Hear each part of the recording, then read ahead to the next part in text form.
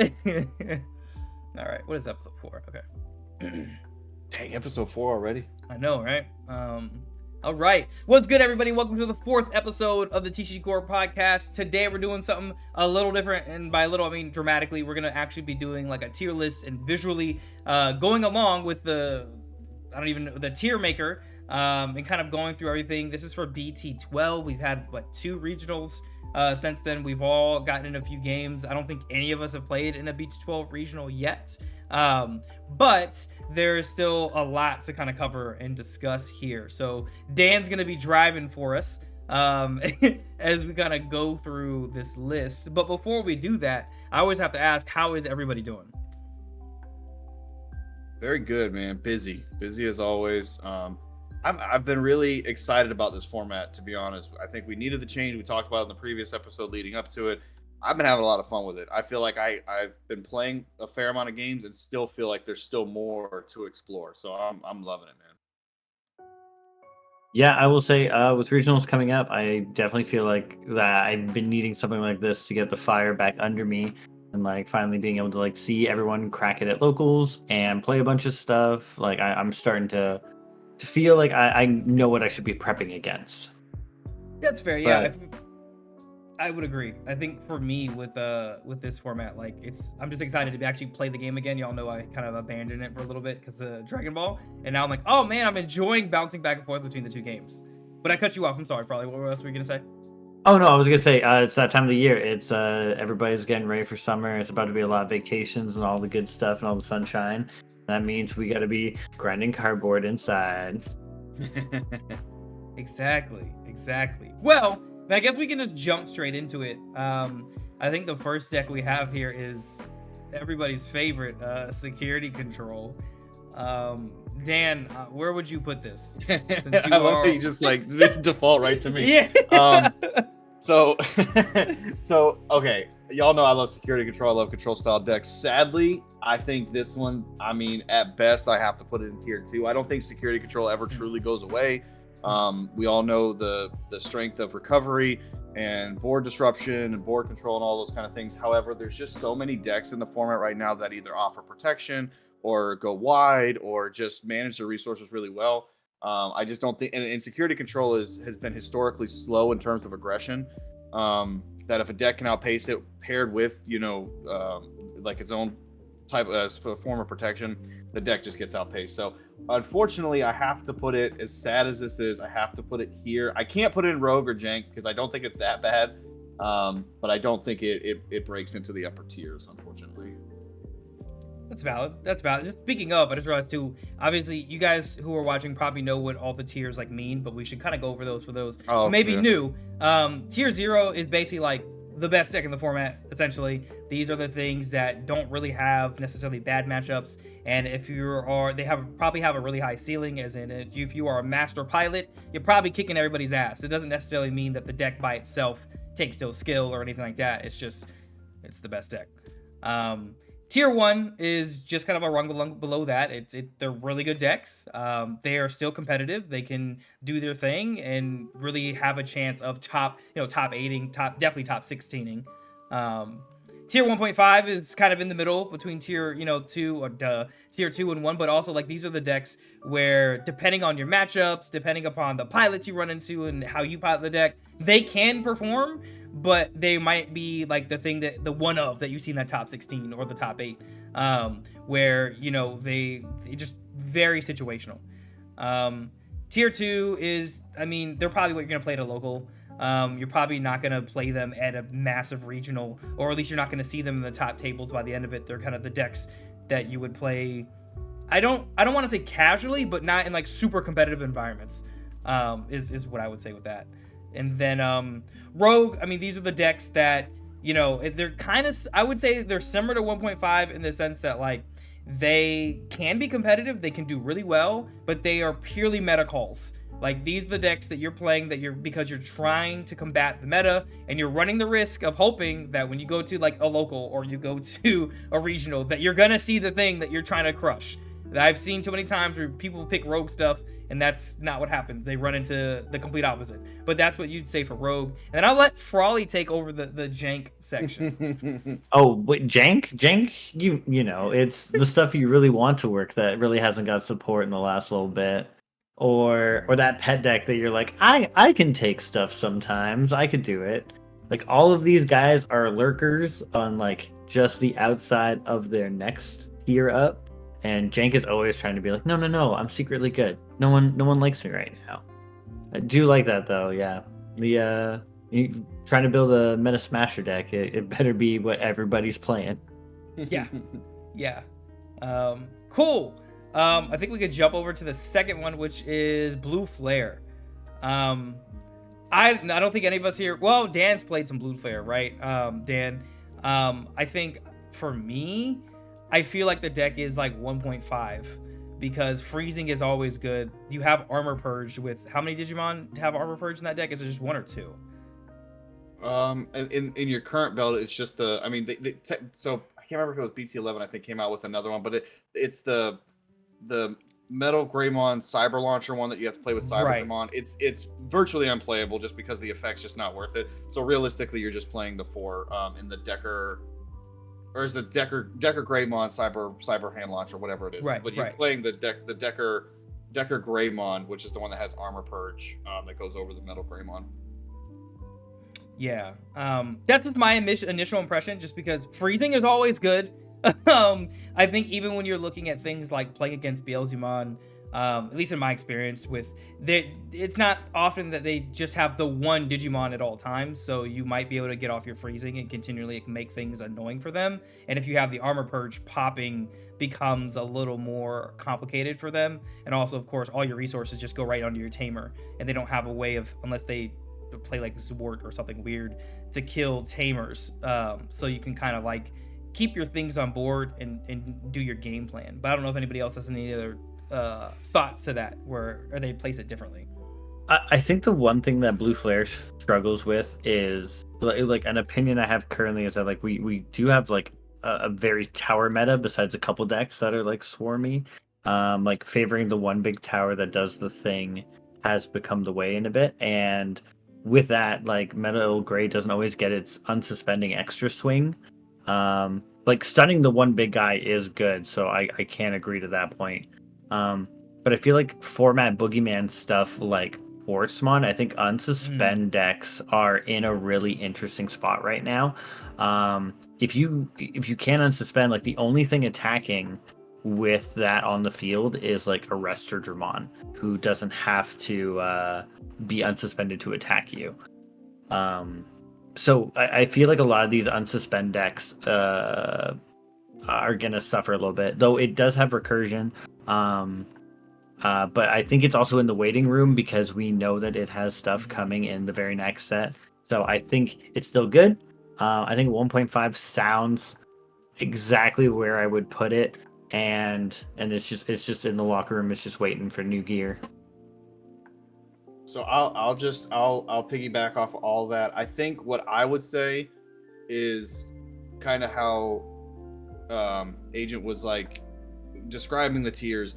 Although I do feel like it can fit into 1.5, I think because of its current state, and like Frolly was saying, that it's sitting in the locker room kind of waiting for its support, I personally put it in Rogue just because I don't think it's something you're going to see a lot of the representation for, even though I know there's still people that might just be diehard Blue Flare fans have gotten away from it, because I think what we're looking at is, you know, all the different aspects of like what makes up a deck's performance in the meta, right? And when you look at what type of matchups it has and its overall current support and everything, I just don't think current state of it warrants it being any higher than that. So like I think 1.5 in terms of power level is fine, but I think in terms of representation and really where it's like standing in the actual meta, I think Rogue's probably more where I would put it, just because you're probably not going to run into it all that much, if at all. That's valid. Sorry, y'all. Of course, my cat decided, y'all are recording. I gotta come say hey. That's fair. I mean, yeah, I could see that. And even for me at 1.5, I would put it like at the bottom of 1.5 personally. Mm-hmm. But yeah, we can always adjust after we see our collage of of Digimon. Well, I think that's the best part about doing these, right? Because the first couple decks and like we start getting our opinions, but then as we start going through, right, you start thinking back to the decks that you like originally categorized. You're like, oh well, this deck is I think better than this one, and maybe that bumps this one down here or pushes this one up. So yeah, that's why I really love doing these and kind of like rounding out like our perceptions of what we think the current BT12 state is, because it gets us to look at these decks that really aren't seeing a lot of play in the current meta state. Yeah, these first couple ones are a palette tester. We gotta figure out where we're at. Good way to put it. And just want to remind you guys who are watching, this is specifically for standard format, which sounds weird. This is not including like Ulti Cup stuff, because Ulti Cup stuff, this is totally different. I think in the Ulti Cup conversation, I would think Blue Flare is much better, and some of the other decks that we will be like, why is it in whatever? It's because we're not talking about Ulti Cup. I'm just gonna preface that. So the other little mini game I almost want to be doing with this is like for every deck we've put on the tier list, I go, but could it run a Death X? And so far we're 2 for 2, I think. Yes. I still think we're 2 for 2. Bloom Lord though, I don't know if Bloom Lord gets that. So a lot of unsuspending in Bloom Lord's side. Granted, a lot of Swarm, which is worse because Quartz, though it itself can be a Quartz abuser. Which is good, and you have more bodies on the field, so you have more suspended, so you trash potentially more shields. Oh man, I do think like Bloom Lord is poised to be a really good control deck, because it really doesn't run level 7s, so putting 1 or 2 of these quartz in as like a okay, things have gotten out of hand, but I still have a big body on field, or I can like Digizorb up to 1. I'm just gonna put it in stalemate. I'm going to put the big guy in the field, and we're gonna slowly chip down, and hopefully within 2 turns I can control out of it. I want to say that like Bloom Lord might be still 1.5. Like I think it has a better shot than Blue Flare does, but I don't know. There's so much of like of people getting. I feel like there's better Quartzmon abusers, even though this is a good one or one that will benefit from it. Yeah. I told. Oh, sorry, Sid. No, you're good. You can tell we haven't done this in a minute, guys. So no, I would agree with you, Frolly, 100% at 1.5, because I feel like the deck can, when it does what it wants to do, it doesn't give a damn about what it's playing against for the most part, right? And even it's like, you know, the Quartzmon is like oh my god, I'm in a terrible situation. I have like 5 bodies on board that are all suspended. Let's go into Quartzmon and just like ruin your day, you know? So I think that like it has the potential to do really great things. So I would put it there, definitely above Blue Flare. Sorry, Blue Flare players, but I would definitely do that. Yeah, I was literally just going to echo the same thing. I definitely think it's better than Blue Flare. I think the only I'll play devil's advocate on the downside of the deck, which is simply its volatility, in that 2 things, that it's very sequence dependent. I've noticed that from playing it personally, that if you miss sequence or you do the wrong Digivolve or Digizorption or whatever, it totally throws off the entire. It's almost like I said this the other night. It's almost like playing a green version of a purple deck, in that you have to be very careful with like your turns and what you play out and things like that. So I think Bloom Lord is a perfect example of a high ceiling, low floor type of deck. That, like AJ said, if it pops off and it does its thing, it does not care. But I think the other glaring hole for it is the lack of protection. Quartz does kind of make up for that a little bit, because you just go into that and just kind of say, okay, this is my saving turn. But your whole thing is you want to be that green OTK deck, and if Bloom hits into a Gaia Force or something, it just ruins your day. So yeah, I think I agree with both of you guys. I think putting it above Blue Flare in 1.5 is right where it needs to go currently. Yeah, green deck's still fair, even when OTKs. It's the fairest one. Oh man! But again, Ulti Cup though, y'all watch out for that. That's gonna make some people mad. Okay, so so it just switches up the tier list when it does that, Yeah. Like, yeah, I really enjoy the weird concept of just like a pure deck. Like it just shows like how wildly they could have built the game from deck building standpoints.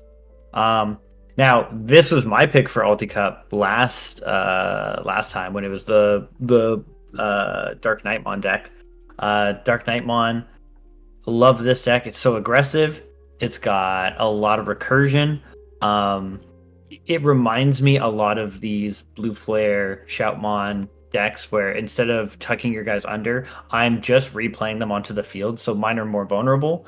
But I feel like I get so many on plays off now with like, and speaking of sequencing, I like that the deck can be like, I am playing a searcher and an aggressor, and I'm going to get both of those on the field. And then I'm going to be able to, it's got a way to quickly digivolve to level 5s. It does suffer from like, it really needs like hard removal, especially in this meta. I feel like this is like, you run 2 ultimate flares. I think you have to. I just think with everything that exists. But yeah, it's aggro, it's recursion, it is it's a really fun deck. It's probably one of the ones I've had the most enjoyment with. Again, it's waiting on support. It and Blue Flare go together in EX4, so both of them will get support. I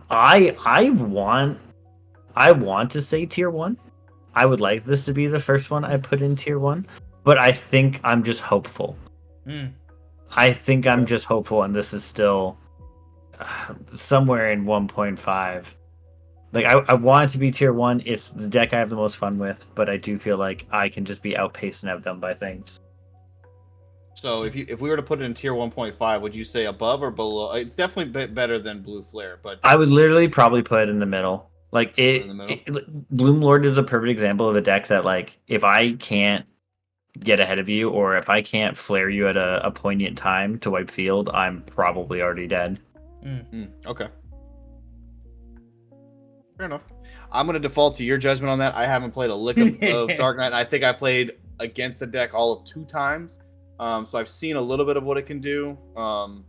But that deck kind of just goes over my head when it comes to like because it's so different, and I do like that about it. But because of that, I can't give any opinion on it because I don't know. So I'm going to say Frolly. That's exactly where I think it needs to go. I would agree. Sorry, Frolly. No, you're all good, man. Go. Having playing against you with the deck so much, it's like frustrating because part of you's like, am I doing this right? I gotta ask a million questions. I can't remember which Dark Knight, which Nightmon, which Cavalier mode does what. Like I think that's a big benefit to the deck as well. Is it forces your opponent to like slow down, ask questions, and try and like figure out like what's gonna happen if they do X, Y, or Z. I love the mind games of that deck. So I would. As much as I could see why you'd want it in tier 1, I could see why somebody who doesn't really understand the deck would put it in like tier 2 even. But I think 1.5 like makes sense. It gets better tools in the next format. It gets a way of dropping its tamer for free, which is huge. It'll give all your Twilight stuff blockers. We get more stuff with Twilight, and we get the Dark Mail Bergermon that I'm excited about because it says all Dark Knight or Dark Knights can't be blocked. So I think that gives the deck a wild advantage. I will say I do think the mini game is fun because you're right. Every time I put down a Dark Knight, they're like, "Which one's this?" I'm like, "Okay, you kill it, 2 guys suspended. This one, you kill it, 1 guy active, 1 to hand." And people start to pick that up, and they start to like choose points. Where they're like, "Okay, so I have to get a lot of shit on the field and then wipe it all at once if I can, or like rip sources out." If you are not on your opponent.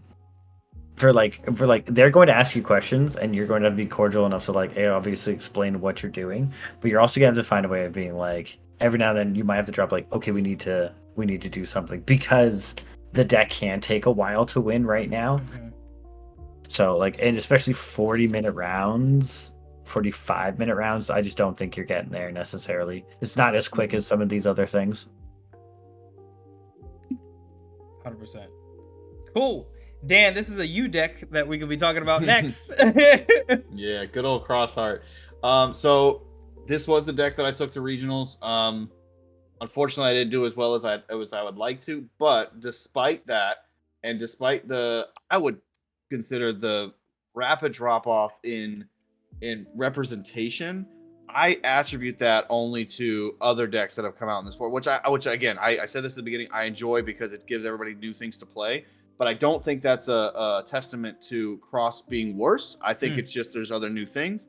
I feel comfortable saying this will be the first tier 1 deck I want to put in here. And I'll say for two reasons. Number one, consistency, and two, it's probably got one of like some of the best search in the game. And it's a self-sustaining deck, right? You have your recursion in your pieces, you have all of your resource gaining in your tamers. Frolly's minigame, it can play Death X. So and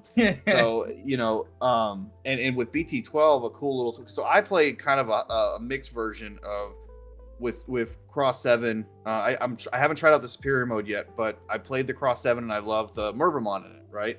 Well, in this BT12 set, we got Jet Merva, which can abuse it. It's kind of like a souped up Merva that you can cross with it too.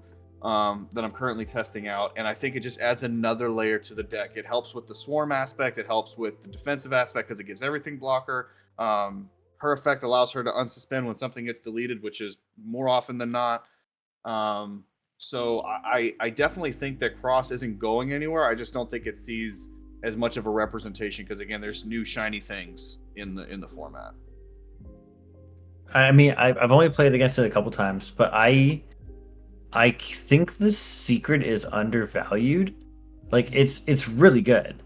Like or sorry, maybe it's not really good. Maybe it's a secret and people are just expecting more. It is good. It is a great card, and keeping a Shoutmon in play, especially under one tamer, is not very difficult. And then being able to be like my grave and my hand, or where I'm gonna digicross this monster and potentially get it for free. Though you'll almost never get it for free. It's 15 cost. That does seem to come out of nowhere. I mean, every time I play against Shout, I feel like I'm just getting punched out of nowhere. I feel like guys are hitting the field, they're punching me, they're going away, and I'm like, I don't know how to defend myself besides put man with blocker here. But yeah, I think the secret is nice. I don't know about the other tech though. If it like you said, like it didn't jazz it up more. You just have more options. Mm-hmm. Yep. Yeah, I think that, and plus too, like into like God, what's the deck? Arrestor Gerban. It's like cool, thank you. You just put it under my source. I'm gonna use it anyway. It's not really a detriment to you. Same thing when you play Beelzemon. Cool, you popped it. It's just gonna go here. So yeah, no, I would agree. I haven't played against any updated versions of the deck. I don't think. No, I think I played, and I don't know if it was you, Dan. I don't think so. Who was using like. It was the regular thing with like Mervamon, they have blocker. I can't remember who I played. Somebody on stream will tell me. And like it would seem fine. But I didn't feel like it got worse or significantly better. It just seemed like it was the same with just new stuff around it. Yep. Cool. And I think, like I said, I think that's why it keeps its, in my opinion, its tier 1 status. It was arguably fringe tier 1, tier 0, BT11 format just because of, the other decks. At the time, but I think with this, like I said, searchability, consistency, and I love Frolly how you put it. It literally like it comes in, it swings, and it ducks out. So it's like it's that kind of shadow boxer type of deck. So yeah, I'm perfectly comfortable leaving that one there. Cool. Well, this next one, well, Greymon. Well, until you get to this, Black War Greymon. Okay, look, I'm gonna say it. I think it's still tier 1. Okay, yes. Ooh, they hit Greymon X anybody, but after just playing the regular War Greymon and going, man, I could really just change out this top end, make it a little more control-y, and it would just be equally as disgusting as it was before.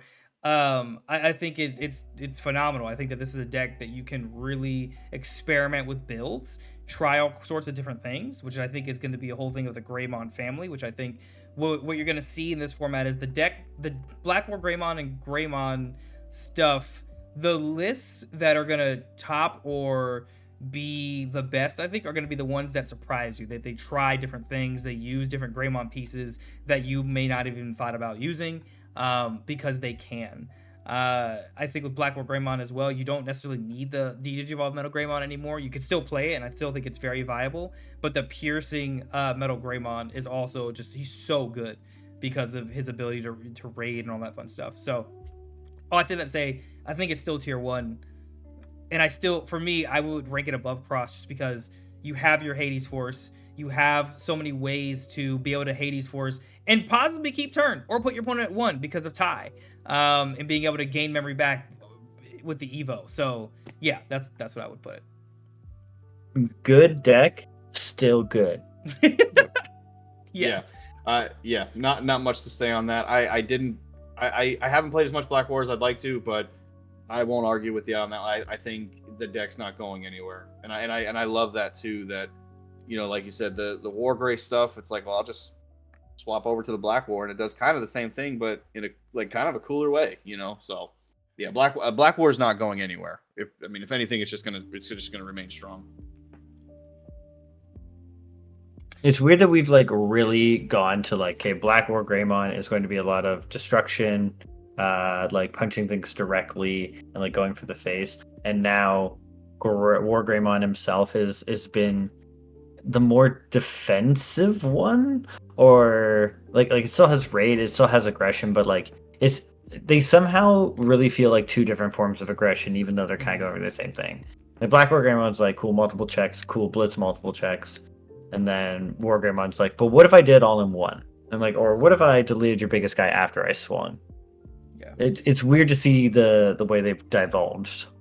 And to add to that, not to get on a War Greymon like pedestal, but like I think the fun thing about this deck is that you could literally combine the two of them and they still work really well. I've seen some really interesting lists where people are running like 3 regular War Greymons, whichever variant, like the raid one or whatever, and then 3 of the BT8 Black War Greymons, and the deck works, and it's like really cool. Again, I think that goes back to just like with this deck, I would argue it gives you the most versatility out of probably any deck in the game, because there's so many freaking Greymon that have been printed, and ways to support it, which is interesting. Yep, makes it a toolbox, which toolbox decks are in any game are always just going to be good as long as their support remains. Yes. We almost said same thing, same time. Toolbox deck, just like whatever pieces you want. You got Legos lying around, build it however you want. Yep. Tower gets built the same. Mervamon. This is kind of an extension of Cross, right? In terms of how it works.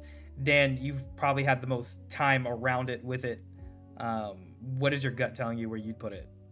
Yeah, so what I'll say with this one, so I think with this one, and I'm just kind of reading between the lines, I think this one is probably referencing more of the Merva Loop version of the deck, where it's more of the purple stuff, where you're running the like scatter modes, Cerberus Mon, the werewolf stuff, which I love that. You guys know I haven't played like specifically Merva Loop too much, but I have a fair amount of experience, I feel like, with Purple Loop in general.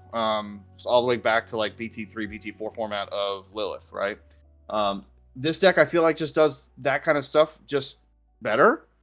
Because now we've had scatter mode, we've got it can abuse the Cerberus stuff a lot better. We have Creepy Mon, that's an interesting tech that you can throw in there. Again, we got the Jet Merva in this one, which you don't play Sparrow in this one, but even still, so there's some cool aspects to it. I have seen some really good Merva Loop players really pop off with this deck. You could probably say this is any purple deck, just about anywhere, that it's always going to be a high ceiling, low floor. If you have a very skilled pilot, you have somebody who knows their sequencing, knows how to manage their resources, and do all of the little make all the smart micro decisions.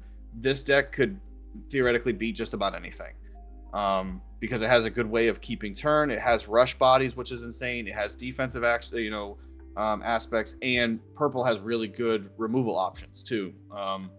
So yeah, I personally, I wouldn't put it in tier 1, just because of the skill ceiling aspect. I wouldn't put it in tier 2 though, because I think it's better than security control.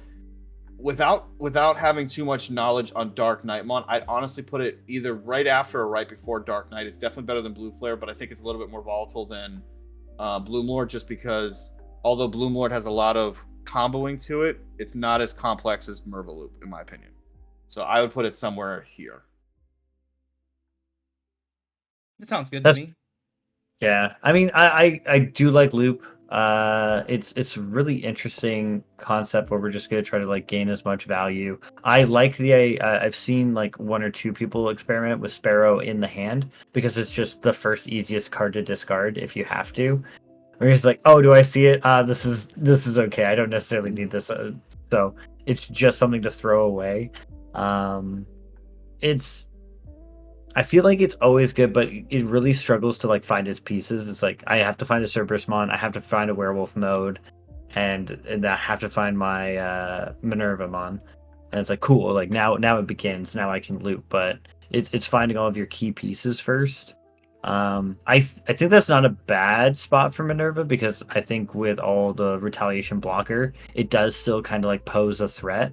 So I would agree with that assessment. I think that's a great spot. Cool. Yeah, I have no opinion on the deck. I was just about to ask, you got any thoughts? I've literally never played against the deck. I've literally never encountered it. Fair enough. And like, which is weird, but knock on wood, I don't want to. I hate loop decks because it makes me feel like I'm playing Yu-Gi-Oh, and I'm like, I'm not trying to watch you play. So billion effects. Yeah, I'm just like, all right, moving on. But speaking of moving on, another deck that sometimes makes me want to flip tables. Beelstar. However, I feel like this format, I would think it was mentioned before. There's so much protection and ways to like not die that I feel like it's like tier 2 security control level. Like it's there and you could play it and you could do stuff, but I don't see it hitting top tables personally. Yeah, as somebody who plays that deck, or had played it, I haven't played it any in BT12, but played it a fair amount in BT11.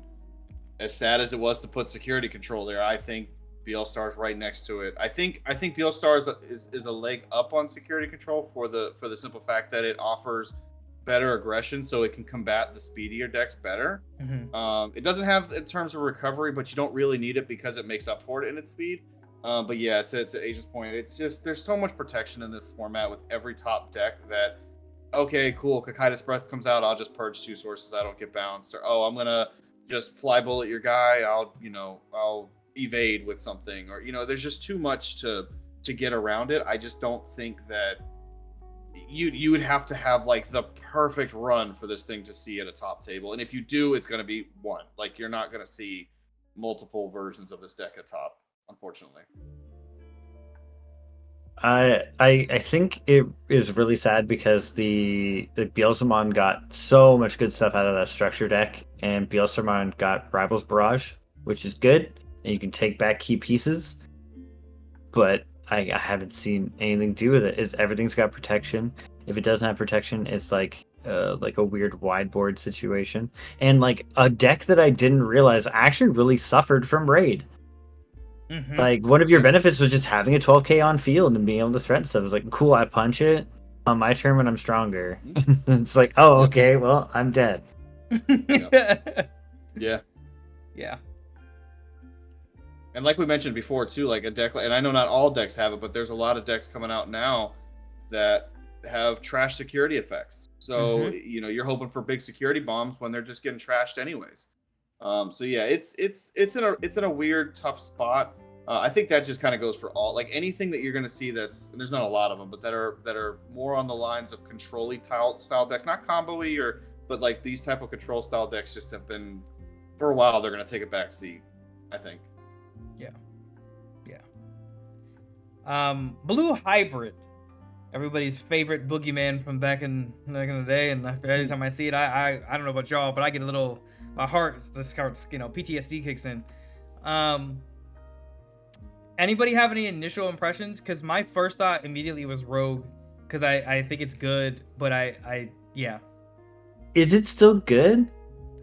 I know in my last experience with it for BT11 specifically, it was kind of a nightmare. That's one of the things I lost to. Okay. Because you got the Sora, you have.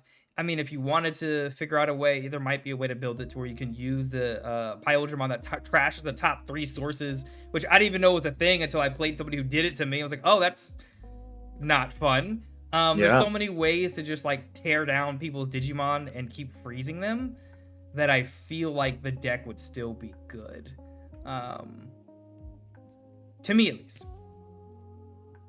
I just feel like there's so much in the format for it. I feel like everybody utilizes hybrids now, but like, has it got anything wildly new to be able to go on top of Tamers? I don't think they got a very good blue Tamer in this set. Was there? Oh, it was Davis.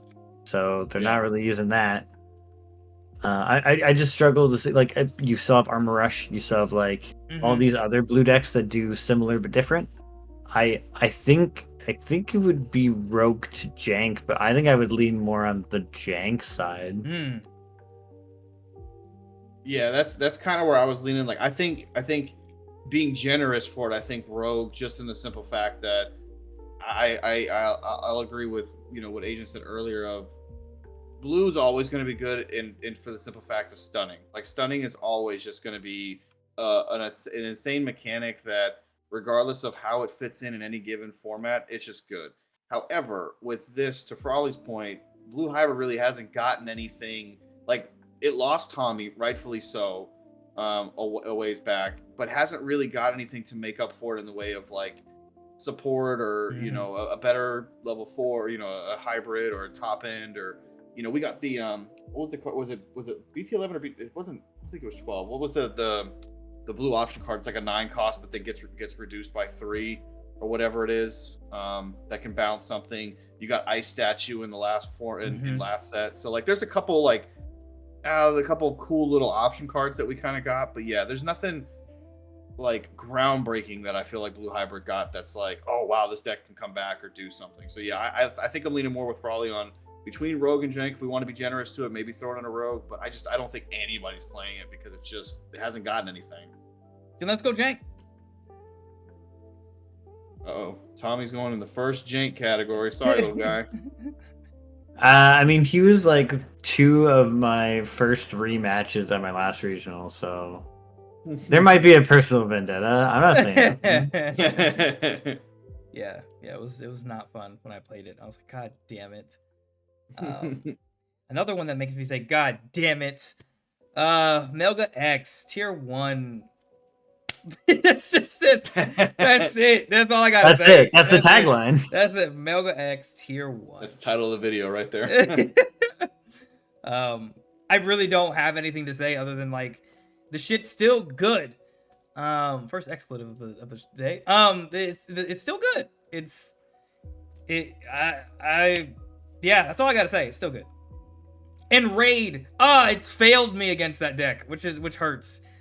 Because they just protect themselves. It's one of the times where I wish for my variant I used we should get into War Grandma later, but War Grandma X to just say screw it, it's dead. But yeah, it still hurts. That's fair. I didn't consider the fact that it can actually be blocking that because it's the blocker and then it's not by battle, so you can't die. I do still think it's good. I do think this is another deck though that's gonna suffer from the unsuspending problem. I guess it's just got to be faster. If it can go up, if it can go fast, if it can get its punches in, it'll definitely still kill you. But I do feel like there's enough stuff right now that it'll be good, but I don't think it'll be the thing you worry about. Especially like looking further down this tier list, like it might be bottom tier 1. I might say top 1.5, just based off like I think it's still got good things. Nothing got hit in the deck. But yeah, I just think that there's this other nonsense going on right now, and it can only really protect itself from battle, which is great against some matchups, but other matchups with removal, I'm almost talking myself out of it. I'm looking at Emperor, I'm looking at Dorbrick, I'm looking at Gallant. And things that can't necessarily just like pop it by effect unless they got a big spell. I still say top of 1.5. I think it'll be hard, right? Because like your biggest, I mean, obviously, Arrested Dramon ruins your day. I mean that's just a bad time, and Beelzemon's probably a bad time too because it can just pop your stuff too. But everything else, it's like, what's the worst thing that you can run into?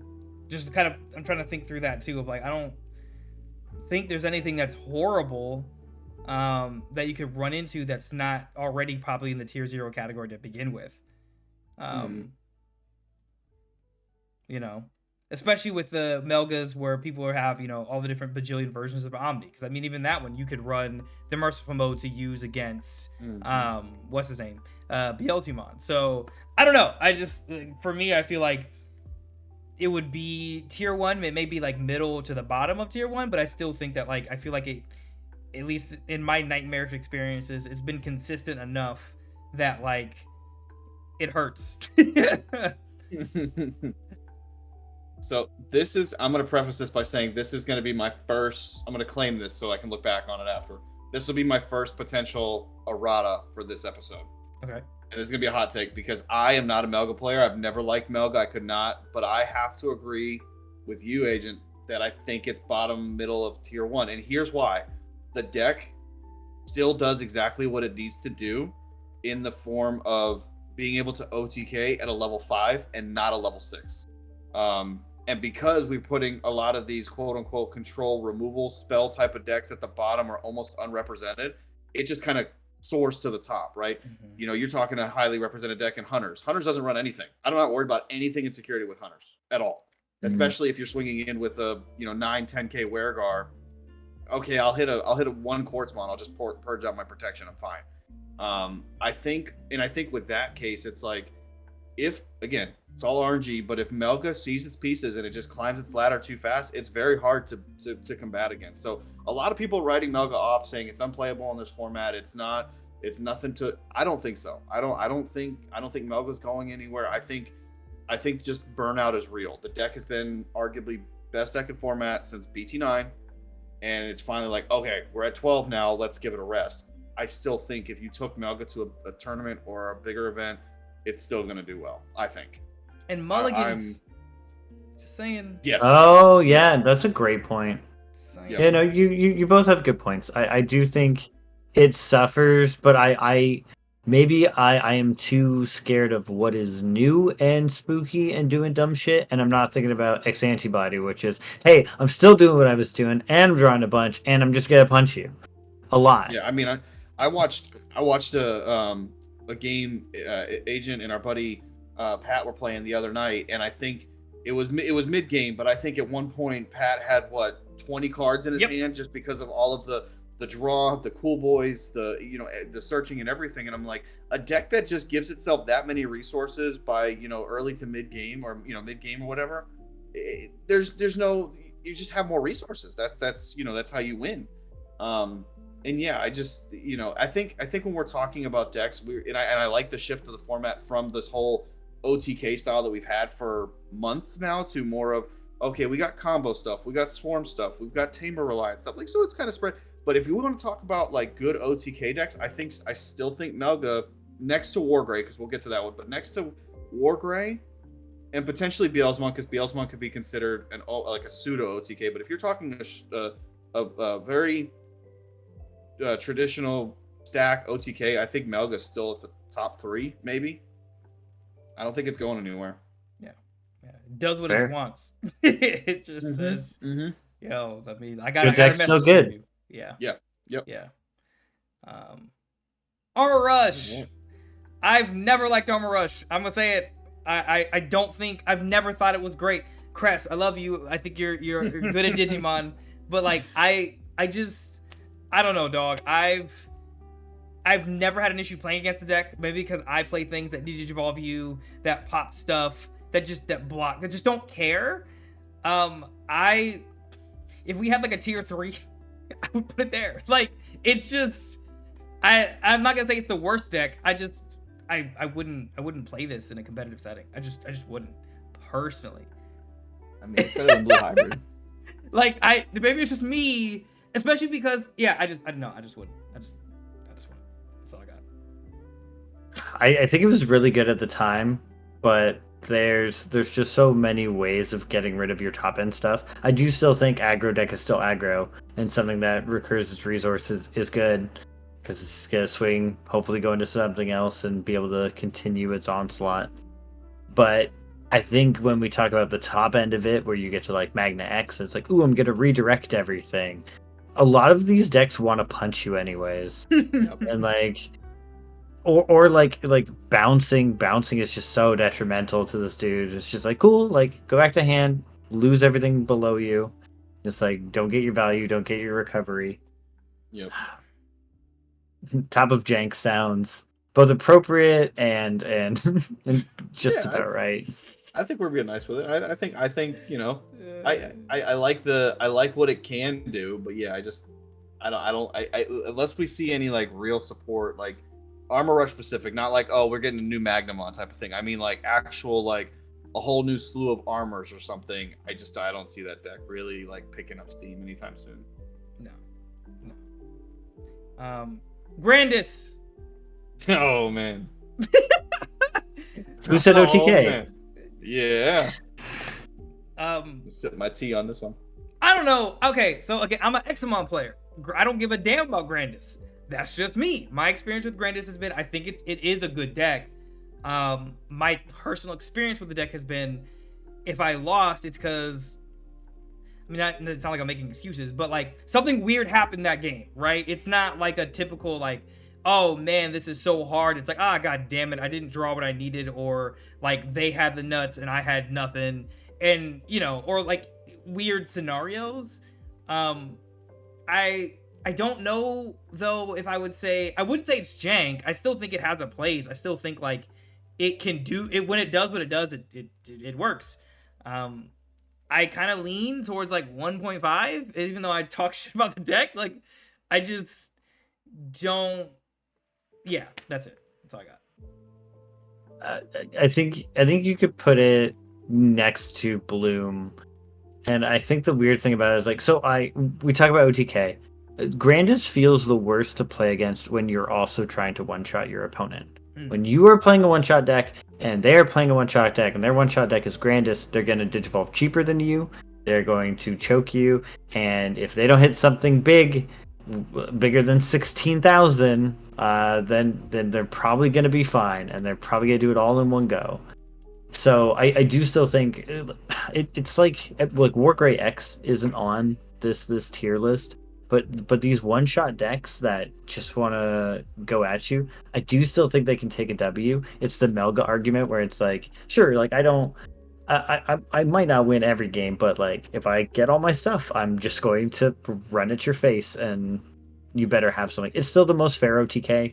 It has to not hit an option card. I think tower meta, a lot of people are running way more removals, so Grandis is in a worse spot. Yeah, I'm gonna leave this one alone. I've tried Grandis. It never worked for me, and every time it gets played against me, they just seem to have the entire line every time. So I'm like, I won't argue its validity. Like, I know the deck's good, I've seen it, but I just can't get on board with it, and I think it's because of those reasons that you guys just stated. I think it's, like you said, if it sees its pieces, of course, it's one of the best OTK decks, but I think inconsistency and just simply RNG just kind of hold the deck back a little bit, and of course it loses hard to anything like removal, any removals, because it doesn't have the inherent protection that some of these other OTK decks have. So yeah, that's valid. I think Grandis is Grandis. I mean, I've seen some people describe this like as the other OTK decks, this format of like, what color of Grandis are you playing, which is valid. Speaking of like protection and being able to do crazy stuff, Alphamon, it's not gonna be good till BT13. Okay, that's rude, but like it's I mean, BT13 is when it's probably gonna shine and drive people crazy. I won't say it'll be tier 0 then, but it will be way back up there. But until then, we should have put like a waiting room tier. Like, yeah, I feel like there's a couple. Yeah, it is okay, but it will get better. yeah. I do. It's weird to have a deck now that feels like or you can at its full power, when it's like, hey, my level interaction is like 2 spells. I hope you got them. Like, Machine Dramon feels a little bit that way as well, where it's just like, you better have Chaos Degradation. That's all that messes with me right now. Yeah. I still think Alphamon has those combo pieces. Like, it wants to be the flashy deck. It wants to swing at you. It wants to gain 2 memory. It wants to unsuspend because it tucked an Oryu. Then it wants to go into its big guy. I think it benefited from the mulligan. A lot of these decks benefit from the mulligan, but like, Alphamon really, really benefited from the mulligan. Yeah, God. I don't want to say tier 2. And the reason why I say that is, one, I took an L from it in the last regional, so that happened. 2, Digivolve is good. Like, Digivolve is good. Yes, it may not matter right now against Wargrey stuff because they're like, cool, I don't give a damn if they're running Metal X, because some people don't. I don't know why you wouldn't.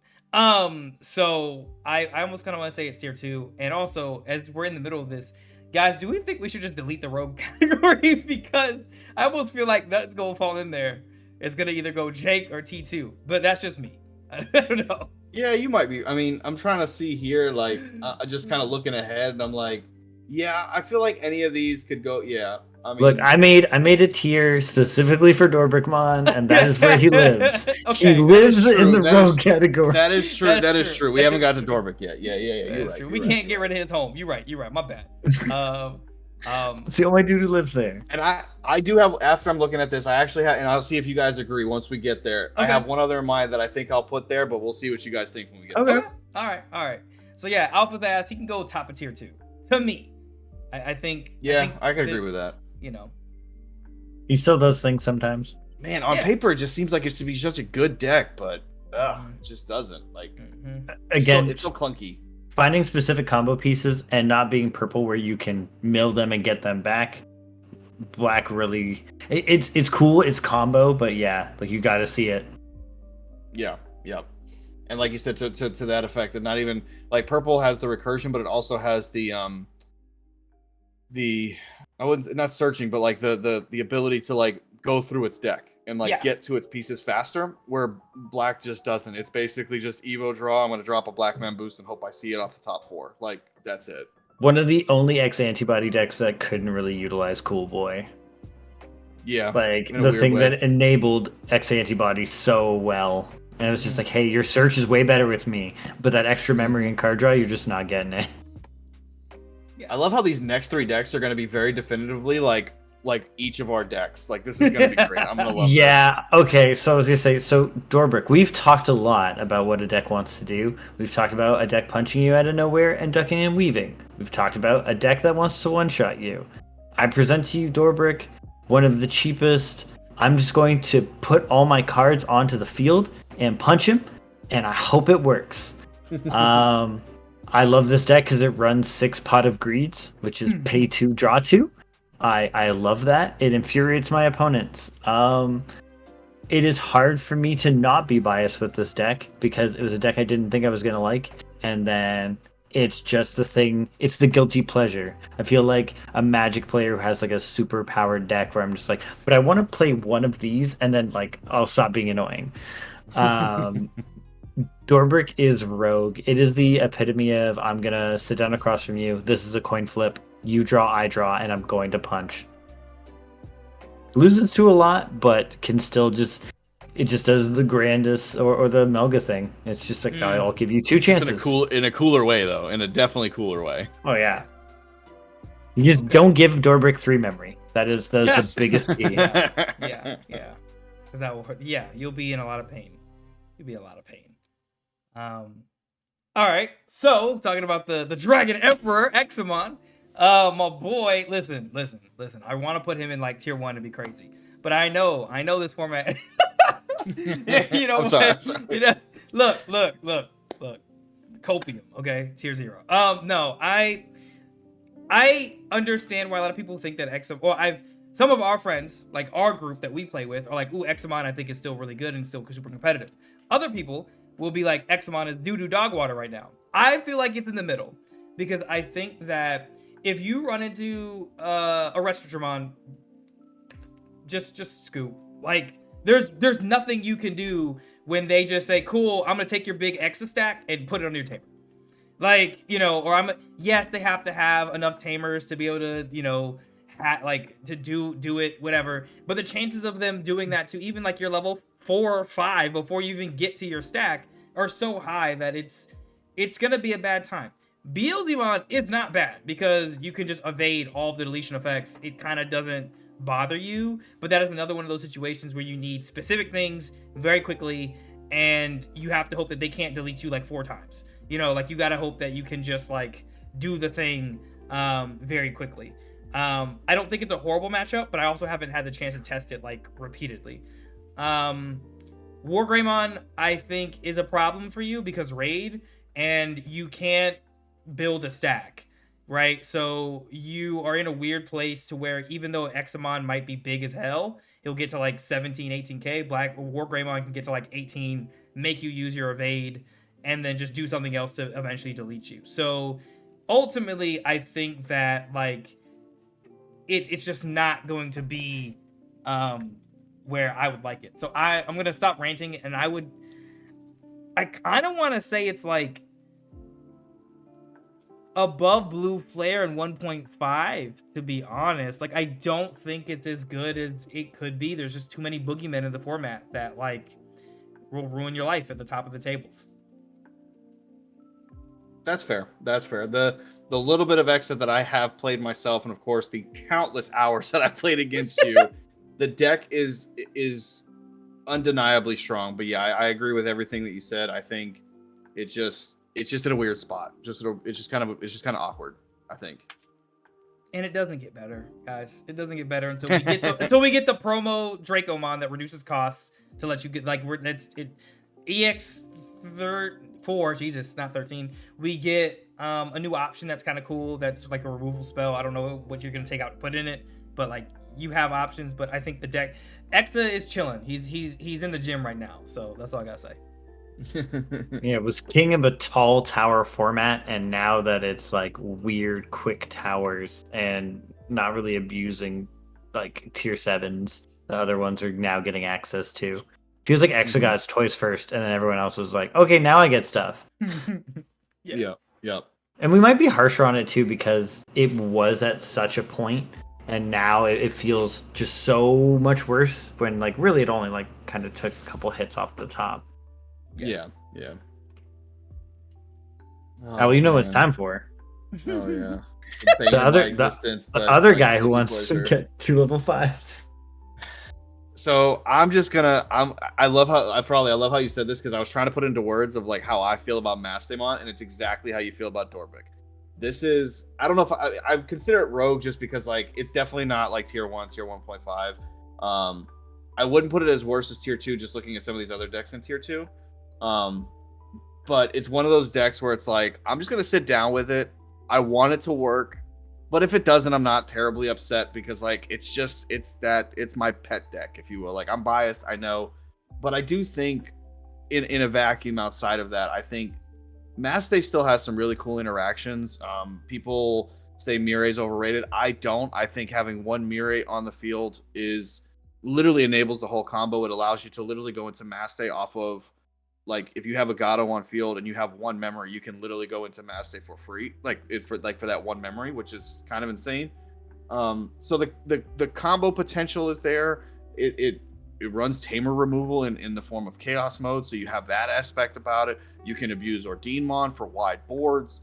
Of course, you get to run 4 Chaos Degradation, arguably the best removal spell in the game. Like, you know, I think the potential is there. I just think that, in my experience, you have to give up too much too often in order for it to merit like viability, right? Like that's the problem. Like you don't want to be giving your opponent, anything more than their 3 Tamer memory or try to choke them at 1 or 2, and Maste just can't do that. It just simply can't. So I think with that, I'd actually put it like bottom of Rogue. It's just, I want it to work, but she just doesn't. All right, so Jesmon, another one that I would like to see higher, but I think, honestly, it might be in the tier 2 space.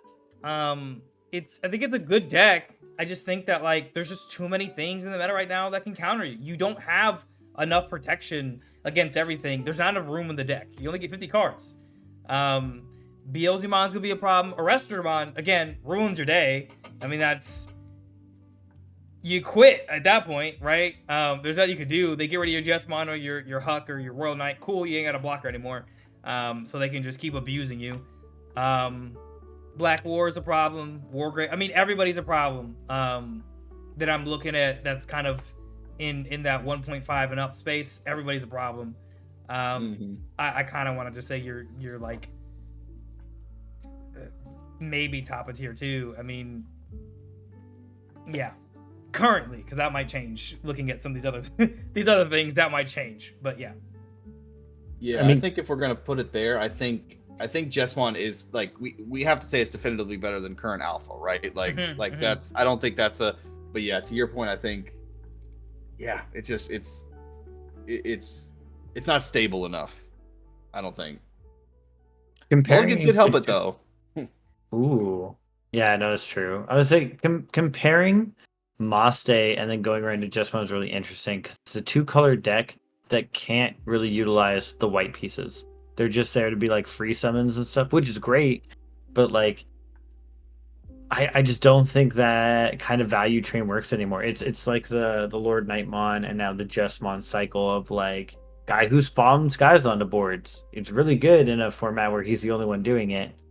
Now that there's multiple guys doing the same stuff and multiple guys trying to be the one-shot deck, it just feels weaker in comparison. I'll say this with one caveat to Jesmon. I don't think this will ever come to pass because like the deck would just be too broken.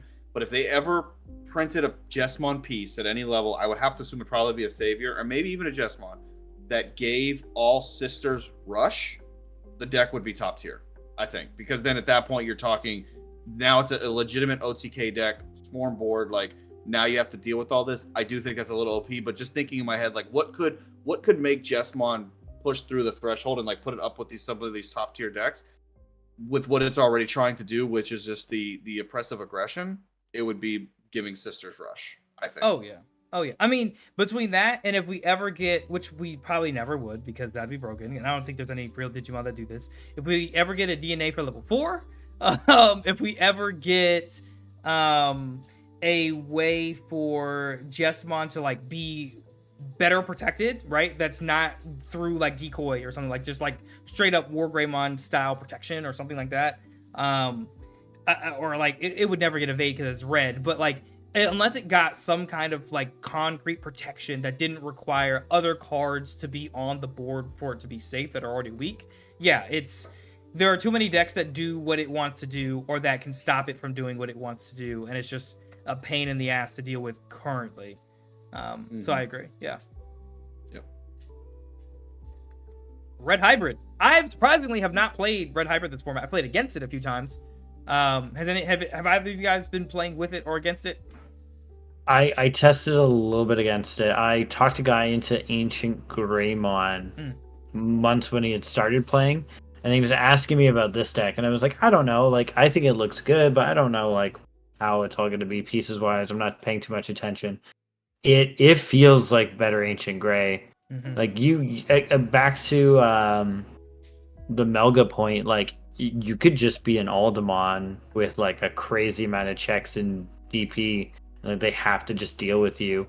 The new Emperor Grey is really annoying. Even the old one's kind of annoying. But like the idea of like going onto the Tamer, having the Tamer come out. If they're going for kill shot and you have to block, they're going to extra super benefit and probably still get the check off anyways. It feels good because like you're going full aggression, and a lot of the aggressive decks, the second you lose your tower, you're like, okay, cool, like I gotta start over. But like this thing wants to rush hybrids into the grave so it can Emperor and then build a second one to like finish you off, or if it didn't do it with the first two things. Yeah, I mean, from the things that I've played against and looking against, I would say it's definitely in tier 1 to me, because like the DP amounts that in the games that I played with Pat have been like absurd, where I'm playing Wargreymon and it's like, oh no, you have more DP than me, or like we have like 20,000 each. Like I don't really know what to do with that information, you know. And I think that the way it pops stuff is always good. I mean, popping is always good, right? I think it's right up there with all the other decks that we had mentioned. I think it's very much a viable contender for top tables, top 16, etc. Would you guys put it above or right below Black, like current Black War? I think that Black War, I would feel like it's below, only because of Black War, if you decide, cool, here's my ties and my blockers, have fun. Like yes, you're still big, but I can make things more complicated for you than some of these other decks. Fair enough. But that's my initial gut feeling. Yeah, based off just like proving that it's a good deck, we know Blackboard Grey is good. Emperor Grey, we're still in the testing phases where this meta is still like a hot soup developing, and I think it looks good right now until you learn how to play against it, like when you learn every other deck, and then maybe we see that it's maybe not as strong as we're currently predicting. So Black or Gray being like one of the best ones right now, I think that's proven. So that's fair. Gallantmon. Another red one. Oh, this is man. We don't have to talk about this one next. I'm just kidding. I'm just kidding. Poor Gallant, man. Poor Gallant. He gets support, but he's still. I was gonna say ass, but that's too harsh. He's still. We don't have an ass here. I think he's still mediocre when you're not talking about Ultimate Cup format. I mean, yeah. Every other red deck does what he does, but better, right? Like, I would argue. I mean, I would say its match against Beelzemon is amazing because you have no, whatever. But outside of that,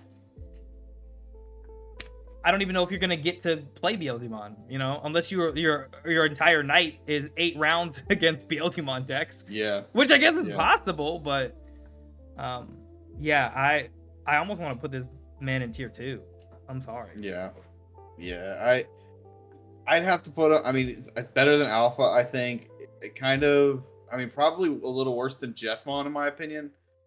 Just because, like you said, if we're talking comparison of just strictly red decks, I think Jessamon does the red thing better. Yeah, sure, Gallant has a cooler removal aspect of it, but if we're talking like aggression, I don't know. I mean, these kind of are interchangeable to me, depending,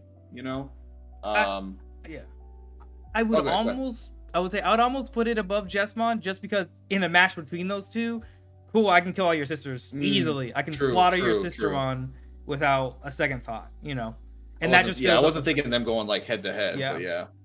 No, granted, recursion's a thing, but like still, it makes it very hard when it's like, cool, I can blitz, I can go into, I can clear your board, I can go into what's his name, Gallantmon X, get rid of the Jessamon anyway. Like, there's just too many ways to like piss off Jessamon. I feel like with like harassing with deletion. I think. Yeah, I think. Oh, sorry. Go ahead, Frolly. I was gonna say, like, this might almost be. So this is the first time I've had a. So like, obviously, looking up the tier list, you look at what it's fighting, and how it's gonna do, and I think it does have some favorable matchups in tier 1.5. I can still see that like obviously Arrestadramon, Shout, even Armor Rush could give it a problem because like you're not fully deleting, or like you are deleting, you'll get the benefit, but they still are gonna get those guys back. This is the biggest one where I'm like spoiler alert, I think like one of the decks we're saving for last is really, really good.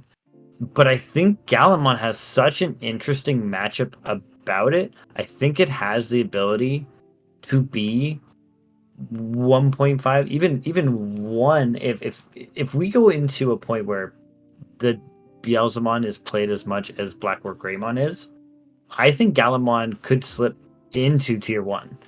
Like I would put him at like a 1.5 or even a rogue. Maybe he's a great eligible thing for a rogue where it's like I'm playing anti-meta. I want to play Crimson mode.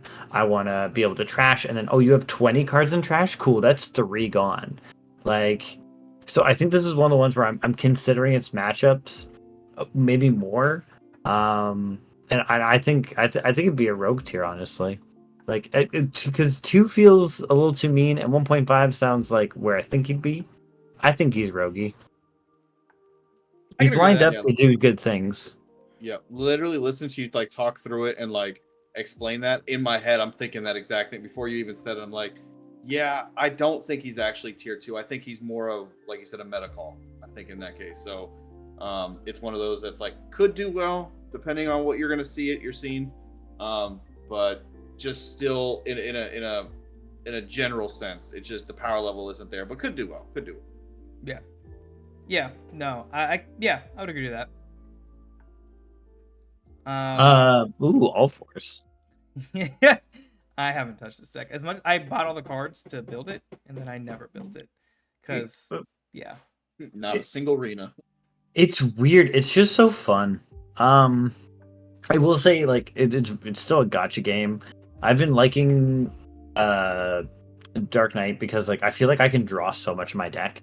I had a game the other night where I literally had my deck and my hand were even, and like probably down to like a third each. Jesus. But All Force is the one that is. We talk about these combo plays. We talk about spicy things. I thought All Force was going to be really, really good setting up for the next stuff. I feel like he has a lot of annoying removal for certain decks. I think where he's at, he's still going to have some nice matchups, but the deck does need to establish. It can one-shot you, but like it has to establish board and tamers and like get to that point.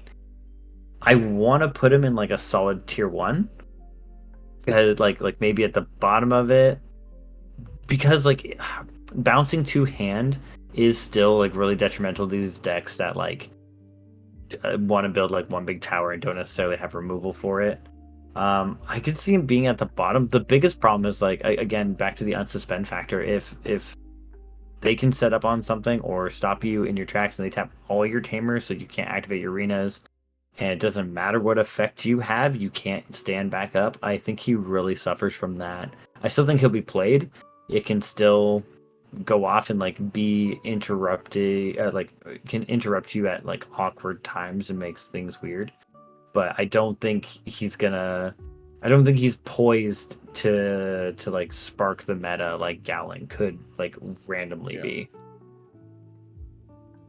I can see that. Yeah, I mean, the deck seems fine. I think again, it's an Ultimate Cup like go-to. I think for Ulti Cup. Oh, Like, yeah. I think it's great for that. I think in this current meta, it's almost very matchup dependent. I mean, yes, every deck is. I get that, but like, I feel like it's like you need a really good run to like really just like, okay, cool, the deck is popping off and it's doing its thing. So yeah, I would that sounds right to me, Dan. Yeah, same thing. I've played against it. I've seen it play. When the train gets going, it's kind of hard to stop. But I think in comparison to like, let's say like Melga's another blue deck example, it's just a little bit more high maintenance because it relies on a little bit more pieces. So for considering that, so yeah, I could see it in tier 1 for sure.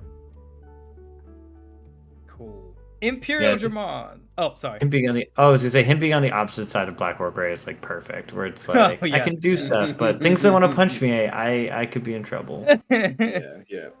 Call the kids and it's over. All the arenas. Imperial Dramon. Something I haven't played, but I've played against quite a bit. I just don't feel like it's as good as I thought it was gonna be. Personally, I feel like it's nothing like Imperial when the OG Imperial first dropped with the DNA evolution, and that deck was a nightmare during what was that BT8. That was that hurt. Now I feel like this is mediocre. I don't know what tier I'd put it in. It's definitely not tier 1 to me. I don't even know if it's tier 1.5. In my experience, it just seems blah to me. So this was the one I think, and I'm gonna get flamed probably, and if we don't end up putting it there, this is the one that I think fits well into Rogue. And hear me out. I don't think it's. I agree. It's not tier 1. I don't think it's tier 1.5, but I don't think it's as bad as tier 2. Just because like if same thing. I think it's like a fairly decent like meta call if you want to take it like one of those like, oh, Rogue deck, I'll take it to a locals or I'll try it out like with friends or whatever, and it could still do fairly well. But I do think same thing. It struggles with keeping up with similar decks in the format or like the matchups that it currently has, which is weird because ideally on paper, when you look at the effects that it currently has, the new support that it got, you've got an end of turn, DNA Digivolve inheritable with the level 3 and Wormmon, that like enables everything. It's like on paper, this what Imperial feels like to me? It feels like what Virus Imperial felt like when that first came out. That I'm like, it like I got super excited for it because I thought it was going to be good, but like same thing you just said, Agent, was it didn't end up being as good as I thought it was going to be. Right. Like so that's what I would see somewhere between tier 2 and Rogue, in between there. Right.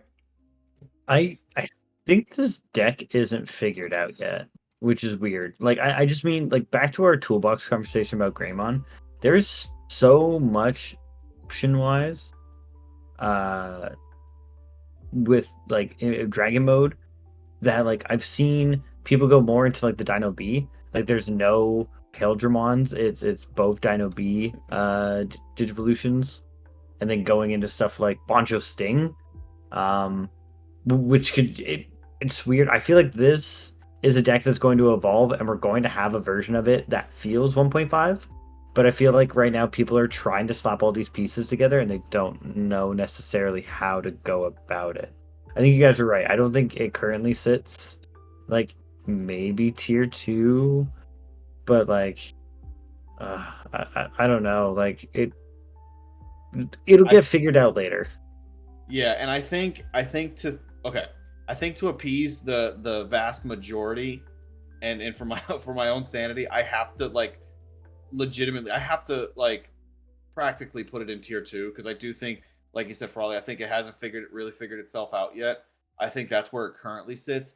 It might bleed into like rogue tier if maybe, but I think comfortably it's tier 2. Like any other general consideration, this is where he's sitting.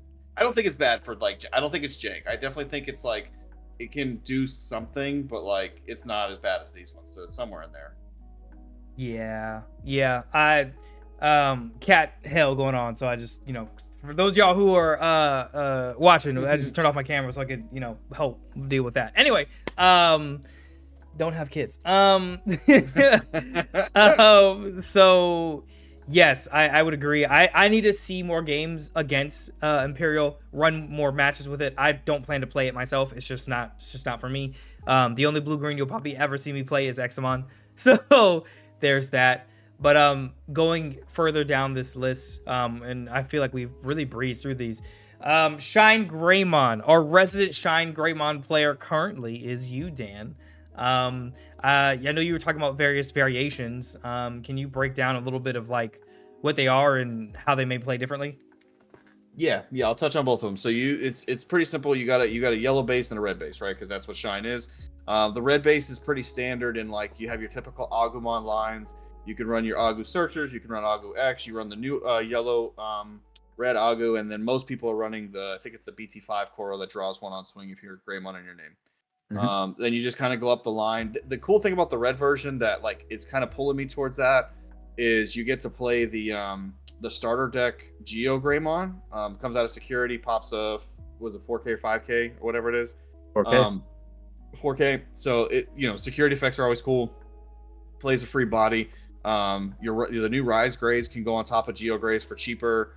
So there's a lot of synergy with that. The way that you play that deck is definitely more of a tower build. Like you're building in the back, you promote, you play out a few tamers, of course. You have the new yellow red Geo Gray that on Digivolve you can play a Marcus for free. The interesting part about that is it doesn't specify what type of Marcus Daemon, so you could play the older memory setter one.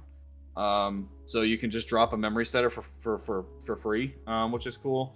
So there's a lot of neat interactions with that. The variation that I have started, like I've gravitated towards, is the yellow base, and more so the yellow hybrid version. And basically that just kind of took my old yellow hybrid deck, took out all of the quote unquote control-y pieces and just fit in the Rise and the Shine pieces.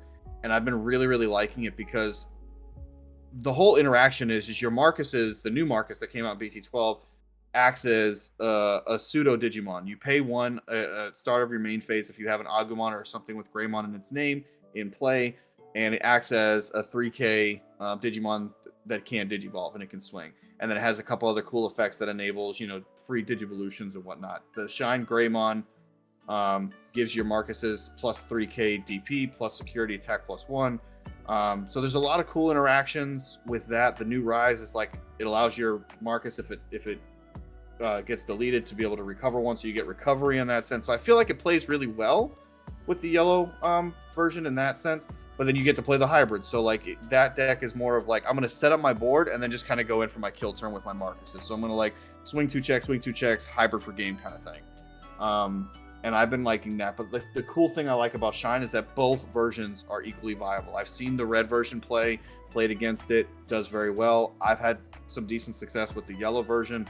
And I feel like Shine's only at half power. We were just talking about this the other night that, you know, an EX4, BT13, we're getting even more Shine pieces. That's only just going to make this deck even better, I feel. So I'm really excited for this. It's giving me, it's allowing me to play Yellow Hybrid at a higher level, I feel like, while, you know, kind of reigniting Shine. Because I don't know if you guys remember, but like Shine in old format was like really, really good. And now he's come back, I think, arguably even better. So I'm really excited for this deck. Oh, I probably should say what tier I put it in. I'm sitting here just like rambling off about. Anyways, I think tier 2. Yeah, sorry. So I think regardless of what version you go, I think ultimately the deck is trying to get to the same end goal, just in a kind of slightly different way. I personally put this in tier 1.5. I don't think it's tier 1. I just don't think it has all the pieces for it yet. I personally would put it somewhere towards the top. I think it's better than Grandis, but I think Bloom could do some cool things. So I'd probably put it like first or second in tier 1.5. I think it's got merit, but I don't think it's strong enough yet to put it in tier 1. You know, just the way you were talking about how versatile it is to building, I realized that you could even technically build it X antibody wise, right? Like you have Agu X, you have Rise X. I wonder if there's any validity to actually doing that. Yep. There's a lot of cool like ways that you can go with that. I mean, I don't know if you'd want to run like Cool Boy in it, but yeah, a spicy little X antibody tech that you could like swing with your Rise, go into Rise X, you know, neg some DP. Like, yeah, there's a lot of cool things, and I think that's the same thing that we said about blue, the main blue mechanic of stunning. I think the main yellow mechanic of, people would think it's recovery. I think it's actually DP reduction, is the stronger yellow mechanic that we have, because there's virtually nothing that stops it aside from very specific conditions that you just get deleted, you know, or at the very worst, you weaken something to a point where now you can swing over it, or it can't really present a challenge. So DP reduction is one of those interesting like mechanics that it's like, it always puts your opponent in a weird spot. And in my short experience with this deck, it does it very, very well, because it has so many levels of DP reduction, both not just on your opponent's board, but also in their security. So it makes your checks a lot safer too.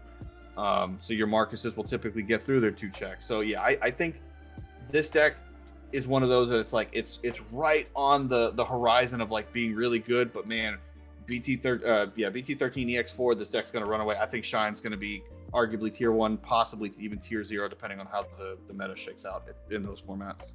Wow. Yeah, I think EX4 and BT13, the deck's going to explode, man. Oh my god. Yep. Like, it's going to be a we nightmare. Get the whole family. Yeah. You get everything, man. Sheesh. War Greymon. Yes, my boy. Not the finger guns. I think I've never heard of it. I think it's easily tier 1 to me. I honestly would put War Greymon above Black War, just because of the fact that War Greymon provides more versatility than Black War in terms of what you can choose from. Like, going with the Gaiomon makes a lot of sense. You could use the Metal X, you could use the old Metal X, you could use all the pieces of the colors. You don't have to worry about, well, this is awkward because I need like the black version or the virus one to do other cool things. So I actually really like how versatile the deck can be. Raid is good. You can go with the Wargrey X version, which is a whole other playstyle. I don't run Wargrey X, which sounds really weird considering the fact that I have like 4 different alt arts or all 4 alt arts for Wargrey X. But there's many different ways you can run the deck. I think it's, out of this, I think it's top of tier 1 thus far.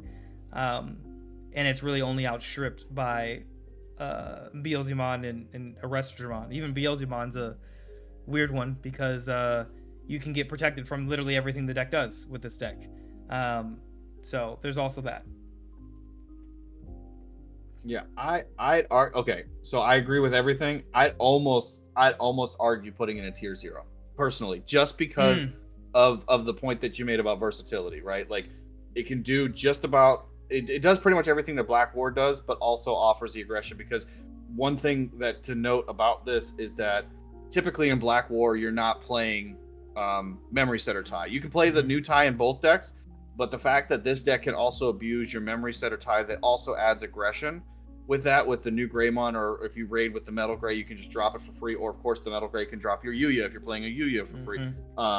I think, yeah, to your point, being able to do that, it offers protection. It's a massive body on their turn with immense amount of protection option. Like, it's just, I don't know. I'll probably get flamed for saying that, but I personally think that this could arguably want to be one of our first tier 0 decks, in my opinion. I just think it's that good if it does what it needs to do. Yeah, I think it's top 3. I literally built it where I like thought BT1 or Greymon would be good. Put it in, and it's like, man, I don't even need protection from option cards sometimes. Like, I'm already protected. Like, the +1 check felt nice, but honestly, yeah, I also really like it's hard to separate War Greymon and Black War Greymon because of how much you can like take from each deck and do from it. I think if we just talk like pure builds, it's got some spice. I've only built the deck fairly recently, so I haven't like really got it down to a muscle memory of like knowing what I want, but raid feels situationally really useful, especially in this meta of like punching little things, forcing them to go under their tamers, and then just being like, cool, I hold board, I control line, and hopefully I get up there and do everything I need. But he feels like he can do the Blackboard Greats of like, but I have a lot of board control. Like, I'm building aggressively, but I can still control board. Yep. Yeah. Double blocks, all the Omni choices. It's just gross. It's gross. I wouldn't disagree with you at it being like the bottom of tier 0, to be honest with you, since we have a tier 0 here. Like, I wouldn't disagree with that personally.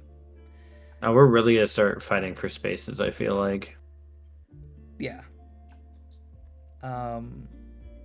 Machine Chaos Dramon X. It is fucking good. Man, Mikey, if you're watching this, which you might be by the time it goes up, boy, did he have me want to flip a table. I was playing Jessmon, and it was just like, dog, I can't do nothing. Like, your dude's just a monster. Like, there's nothing I can do other than say GG, man. That being said, I feel like that is an extremely situational thing to be in. Ulti Cup, I think this deck dominates. BT12, I think it's 1.5 at minimum. But yeah, it's nuts. Y'all want a really hot take? Because I got one for you. Go for it. I think this deck does what Black War Great does, but better. Because Black War in essence is supposed to be slightly aggressive, but more like board control and like swing over bodies and like deny attacks, redirect things or whatever with having the protection. And arguably now that we have the Chaos Dramon X antibody that inherits the effects of like the machine, the Chaos Dramons underneath it, while continually add, because the other thing was like I needed to add sources. Once I purge out sources and use my protection, how do I Chaos Dramon X antibody just mitigates that and says, well, I'm just going to add them right back. And you can choose which one you want. So it's like, oh, I got rid of my blocker, but I don't need that this turn. I need this one. I need, I think it's brickier, right? Because you're running so many level 5s and there's the but if we're looking at both Black War and Chaos Dramon X antibody or Machine Dramon and what they do, I think the Machine Dramon deck, if they both set up exactly how they're supposed to, I think the Chaos Dramon X antibody deck does better, in my opinion. Oppressive is the word, I think, where you're like, you're right. You are now playing Chaos Dramon or Machine Dramon's game once it has everything underneath. The second you blow it up or like it starts trashing sources, they're just gonna go under the next Machine Dramon. I guess, man, the game really has focused on recursion. I'm noticing as I literally say it out loud. I will say what I like about Chaos Dramon. Feels very strong. Shout out to the revision pack if you got the EX 1 secret Machine Dramon and non-foil. Like, what a great time to reprint that and just like get that into people's hands. I love that move. I feel like this deck was so cheap if you had picked up the pieces in like EX4, and now it's outrageous again. Well, not outrageous, but like I'm surprised how big it's creeped just in like its price value. I'm leaning top of tier 1, but I don't know about anyone else. I can see that. I mean, just based off of what Dan was saying, and something's crazy, and somebody brought this up in my stream that you could do like, here's a one of Ragna. It's like instant win, like it's. Oh, how many sources do you have? It's just like, here's my whole deck, just kind of stacked up with the, and so like I think that like it has a lot of potential. I think that everybody's just caught up in all the other decks in the format, which is cool because I think this is the first time that I can think of in recent memory where there's a lot of things to choose from that are good. So I wouldn't disagree with it being up there because once it does what it does, have fun playing the game. Yep. And that's what we've been talking about this whole time, right? Is how well can decks deal? I feel like when I play the game now, it's like, how long is my body on board gonna last? Like how long is it gonna take my opponent to get rid of him? And I feel like with Chaos Dramon or Machine Dramon, whatever, it makes it increasingly difficult, right? Mm-hmm. So to me, that's one of like the pillars of defining a deck as good. Mm-hmm. So that's why I personally put. I don't know if I'd put it. I don't know. Black War still has more resources. Emperor I know is really good. I'd probably put it, if it were me, I'd probably put it somewhere in here. Towards the top, but maybe not like top tier 1. You're the resident player, or you've had the most experience, I think. So yeah, true. So I would not disagree with you. I mean, also shout out to the fact that it got, I think it was the first card to get the play your rookie, discard a card of a type, draw 2. Mm-hmm. I think that Hagurumon was the first one to do that, and like Ultimate Connection, like one of my favorite little spells to run. Like, it's got a lot of fun stuff, and it's only gonna get better. Mm-hmm. Well, Attack of the Heavy Metal, that card alone, that card alone is what sets that. Because it's like, okay, fine, I'll give you 7 or 8 memory, but I'm just gonna like play my Machine Dramon, swing into your thing because I can, I've got the Metal Gray, I've got the Metal Tyrant, I'll trash it. Like, you're just doing so much. And then the cool thing is if that thing comes out of security, I can just pick and choose what I want to delete. If I only want to delete a level 5, I'll toss a level 5. If I want to delete a level 6, I'll toss a level 6. Like, yeah, the like I said, it's I think the biggest thing it suffers from is just brickability. Mm-hmm. So, but other than that, I think the deck's amazing.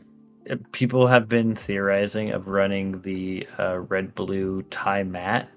Because we give you action to blue options, so you could try to Wolfclaw out your Machine Dramon from out your Big Chaos, which is just wacky. Like, I don't think it will be good, but man, I just want to be there for one of those when I get hit with it. Mm-hmm. Yeah. Man, these last two, just tier 0 and we're done. Yeah. I mean, yeah. But yes, we'll talk about it. But spoiler, but yes. Yep. We'll just boop and boop. I think I don't. He doesn't want to be number 1. No, he ain't go there. Yeah, I think. I mean, we can all kind of agree on that one, right? I think. Yeah, somewhere. I think any combination of that top 3. I think. I wasn't expecting more Greymon to be up there as high as he is, but I'm happy to see it because I felt like it was gonna be a Restramon and BL's at the top, and that was gonna be it. Yeah. I mean, there's probably some favoritism in here. Who cares? That's just a tier Yeah, list. whatever. But Arrested Dramon, I mean, is a deck where you're like, what just happened? I just lost because what happened? And I think that's a good thing for certain decks to have, like that kind of like sudden winnability where people forget or don't entirely understand how they lose. The ability to tuck things, I mean, there's nothing you can there's no card in the game that's going to prevent that from happening. And that's just good. And yeah, I don't know if anybody has anything to add to Arrested Dramon because I was really about to blitz through these lists too. I more just have a personal request.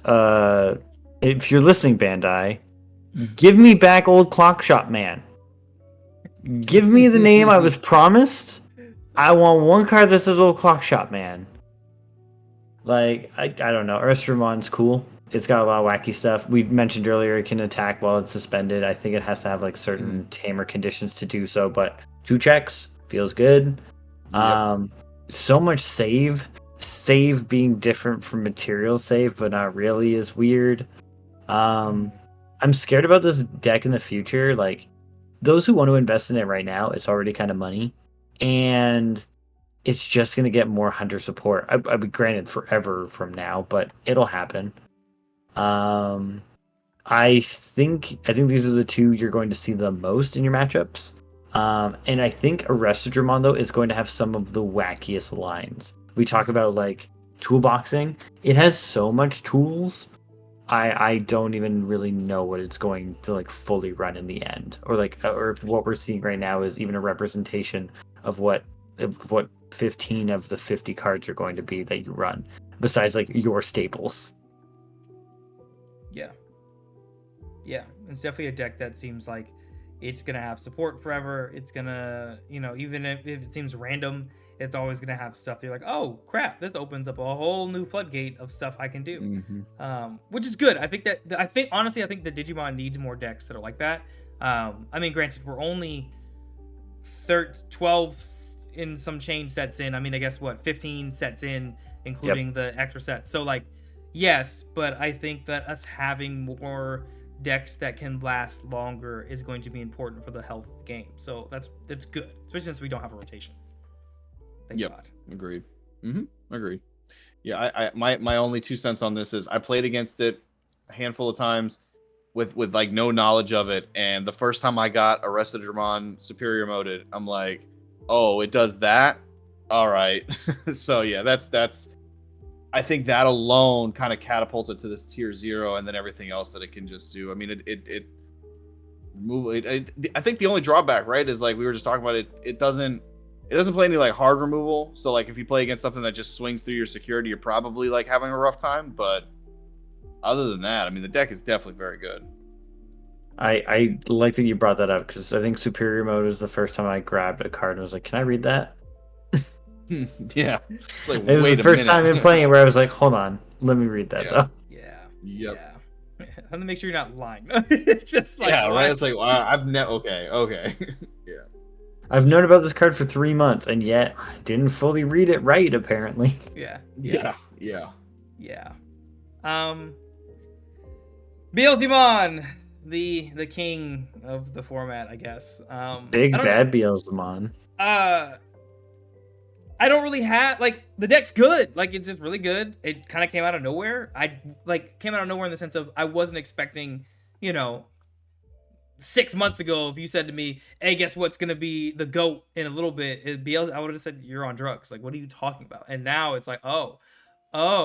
I do think, though, what I like about this tier 0 deck, it's not like tier 0 back in the days of Melga, true Melga, or, what is that, Tamer Tommy, Blue Hybrid, where like I would argue the deck did not have a high skill ceiling. There was probably no real skill ceiling whatsoever. You just watch a video, you know how to play the deck, and that's no shade on anybody who did that and played the game. Like, who cares?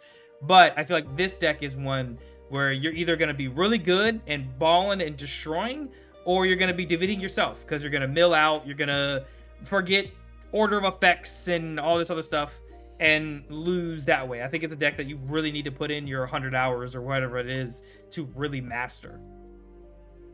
Yeah, I love that you said that. This Beelzemon for me, although I've had a kind of a rocky start to it, is I think the epitome of rewarding skillful players, because it is a very like you said, it's a very high ceiling deck. The deck does really, really well. Arguably, Beelzemon X Antibody, one of the most broken level 6s ever to be printed, with the support that it has. I mean, the fact that you can just Evo in it, trash the secure, like, yeah, it's crazy.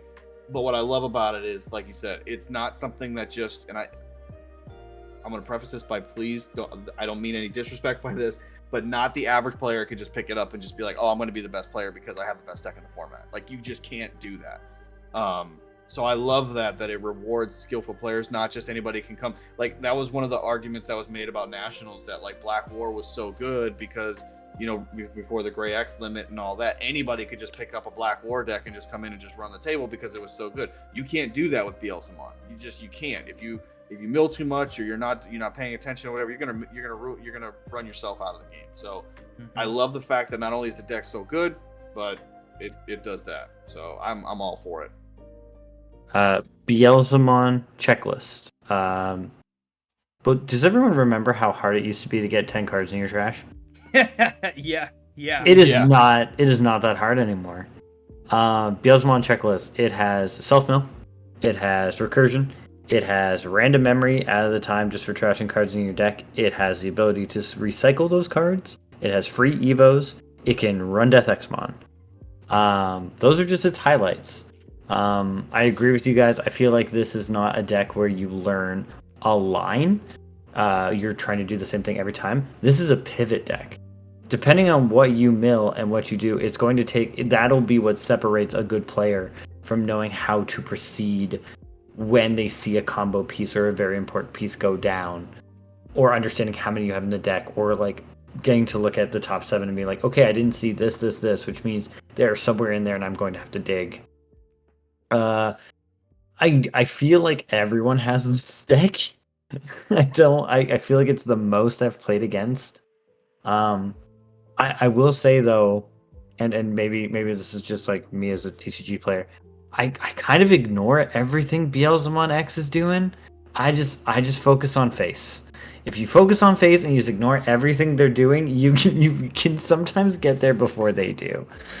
But wow, yeah, this is the deck too. If you aren't going to play it yourself, learn it or play against someone who you feel is competent, because it'll give you some much needed training for these upcoming regionals. And to add to that, well, both of you guys were saying, I think that yes, whenever I played against Beelzebub, I'm like, do what you're gonna do. Like, I can't do what you're gonna do. I'm gonna do my thing, and it's all RNG at that point with the milling of like, if you hit something, great, or rather, not for me, great, but if you hit something, you hit something. If you don't, you don't. There is really nothing I can do about that, other than trying to outpace you and pray that you just have a bad run, which I hate doing as a player. Like, I hate, preying on someone's downfall per se. Like, I want to have like a good back and forth game, but hey, look, screw it. It is what it is. That's the nature of Digimon to a certain extent, especially that deck. But to Dan's point earlier, I feel like all 3 of the tier 0 decks that we have here, specifically the top 2, have that high ass skill ceiling where like you got to know what you're doing, right? Which I think this meta might be the first time in a minute that I can think of where like that's true. Where like the top decks are the top decks, but you got to know what you're doing. I think that Wargray is that way now because there's too many options. The deck isn't solved. It's not perfect because in a mirror, I run Gaiomons in mine. If my opponent doesn't have Gaiomons and Metal Greymon X's, I don't really care about your stack. I will let you push up, go into my Gaiomon, de-digivolve you, get rid of your stack, and now you are in a terrible position because I didn't let you raid me. I think that's the other thing with War Gray is like players need to know like when do you raid, how is that gonna work out for you because now you don't have reboot, etc., whatever the situation may be. So I would just say like for the tier 0 decks as a whole, I think it's interesting how we actually have skill ceilings now. I feel like. Yes. Yep. Totally agree. I think that's what we lost when we got into BT9 with OTK. Mm-hmm. It was just who could build your stack faster, who could, survive through security. And we had that for so long. And I think that's what ultimately led to the whole, like, people kind of quote unquote being burnt out on BT11 or like being ready for BT12. And, and I think the cool thing here is we talk, you were just talking about the top 3 decks. Top 2 here rely heavily on the skill of the player. I think what War Gray does, kind of expanding on your point, is good deck building, mm-hmm. right? So in any regard, it's the aspect is we're looking at trying to steer the state of the game back to, the essence of it, not just, let me just pick up this, build a deck and just, run the table because everything's doing the same thing, Yeah. So yeah, I really like that. I do like prefacing that like these 3 tier 0 big quotes. It's not going to feel like typically tier 0 reserved for like one deck at the top being the dominant. I feel like this is just our level of like what we feel like. Obviously it's just based off like what the worst matchup is, but I like that we were talking about variety and we were talking about options, and there's decks that we have not mentioned that could go on this list, like probably in like tier 2 and 1.5, but there are so many things to like even consider that this is just looking at like what's new, what's hot, and what has proved itself in the past. Mm-hmm. So I do like, and back to Dan made a great point about the OTK format. When you have no protection, when there it really is no thing stopping from someone doing it, you take on that same role. It's like fighting with swords, where it's just like cool. Like if we're just having to go until one of us dies, we're just gonna go until one of us dies. Where now we're introducing the idea of like, no, there are floodgates, and there are stoppers, and there's going to be certain things that a deck does that's really going to mess with you, but really won't be that detrimental to other decks. We talk about like the fact that like Darkness Bagra can send all the tamers back to your hand. Cool. That really is going to mess up like some Aresta and some Shout, but does Black War Gray really care? Does Machine Dramon really care? I guess All Force cares. So it's going to be funny. I like that there's a lot more rock paper scissors going around than everyone just running around with scissors. Yep. Yep. No, I agree. You know, I think this was fun. Doing this tier list. You guys who watch, let us know if you agree with this, if you think we're crazy, whatever the case may be. Drop your comments. Let us know. We all stream. All our links are in the description below, so you can check us out and tell us we don't know shit there, or agree, whatever you want to do. We want to do more episodes, I think, like this as well. So we may, who knows, maybe we'll have separate videos that are like this, and then like the podcast that's covering like news. We'll see. But just let us know, give us some feedback. We went longer than I think we anticipated. That's totally fine.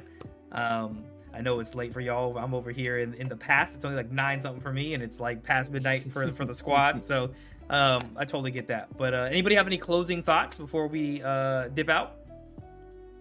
I'm just gonna say I'm gonna accept full responsibility in whatever comments or whatever for us having 3 tier 0 decks. I truly believe in that. Come at me with it. I don't care.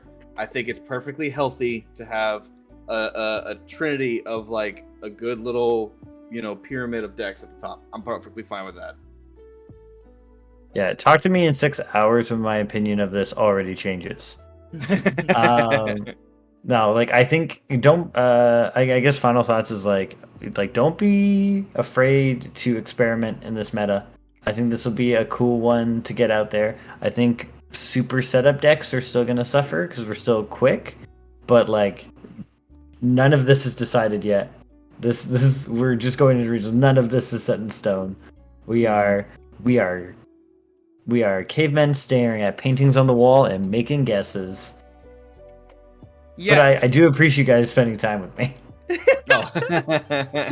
Yes, man. It was definitely a good time, man. So cool. I'm gonna go ahead and wrap this up for us. I appreciate y'all joining me this month. I mean, at this point, we just all join each other. It's a collective thing. So appreciate you guys, and let us know in the comments what you thought, what other topics you'd like us to cover. If there's other games that you would like us to like check out, because I feel like, well, probably me and Frolly especially are always kind of looking at other things, just kind of seeing what's going on. Like Grand Archive is this new thing that came out that seems kind of interesting. Lorcana's on the horizon. So there's other games that you would be like, hey, what are y'all's thoughts? Let us know, because one of us here has either probably thinking about playing it, is playing it, or can be convinced, aka Dan with Dragon Ball. So anyway, guys, we'll see you next month. Have a good one. Peace.